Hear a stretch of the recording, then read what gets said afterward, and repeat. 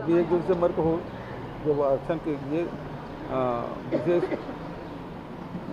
सत्र आयोजित की गई है और उसके बाद ये शुरू हो जाएगा। देखिए, आज़ादी की लड़ाई में बहुत सारे लोग जेल गए और जेल की यात्राएं की।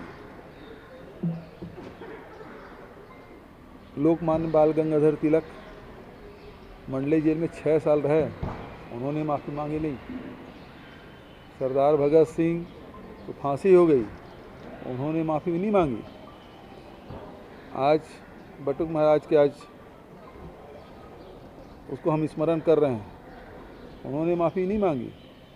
गांधी जी ने माफ़ी नहीं मांगी, नेहरू जी ने, सरदार पटेल ने, किसी ने माफ़ी नहीं मांगी। यदि सावरकर देखना है तो दो हिस्सों में देखना पड़ेगा। जब वो जेल गए उसके पहले सावरकर क्रांतिकारी थे और उसके बाद जब जेल गए तो फिर वो लगातार माफ़ी मांगने लगे और अंग्रेज़ों से उन्होंने वजीफ़ा भी लिया, 60 रुपया उनको हर महीने पैसे मिलते थे।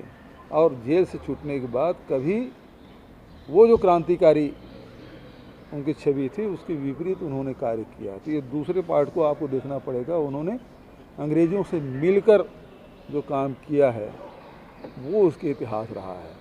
तो ये 2 भागों में देखना होगा उसको।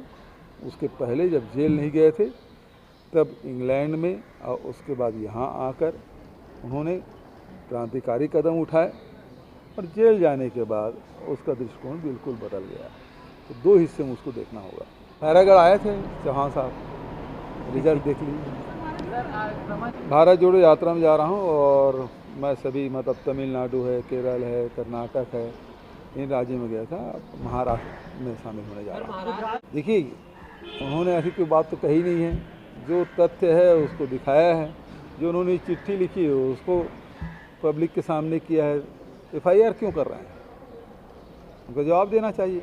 देश भर में जब आलोचना हुई है तब ये कदम उठाया गया, अन्यथा तो केंद्र सरकार तो सोई हुई थी। इस मामले में चुप्पी साधी हुई थी। बचत मामलों में बहुत ही प्रोएक्टिव होकर काम करती है और इस मामले में उसके निष्क्रियता समझ के परे